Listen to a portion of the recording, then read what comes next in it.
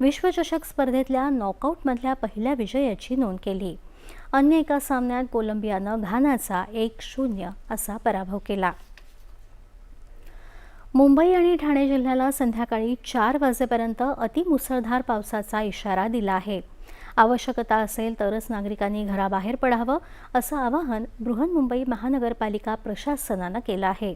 आजपासून 6 जुलैपर्यंत मुंबई शहरासह रायगड, ठाणे, पालघर, रत्नागिरी आणि सिंधुदुर्ग आणि मध्य महाराष्ट्रातील घाट परिसरात मुसळधार पावसाचा अंदाज हवामान विभागानं वर्तवला आहे।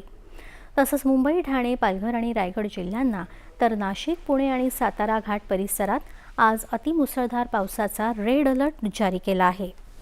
मुसळधार पावसाच्या पार्श्वभूमीवर नागरिकांनी या काळात सतर्क राहण्याचं आणि सखल भागांमध्ये आणि घाट रस्त्यांवर प्रवास करताना अधिक काळजी घेण्याचं आवाहन मुख्यमंत्री देवेंद्र फडणवीस यांनी केलं आहे।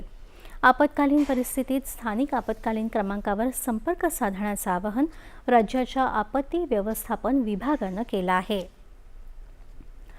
मुंबईसह ठाणे, पालघर जिल्ह्यात पावसाचा जोर वाढला आहे। मुंबई उपनगरात आज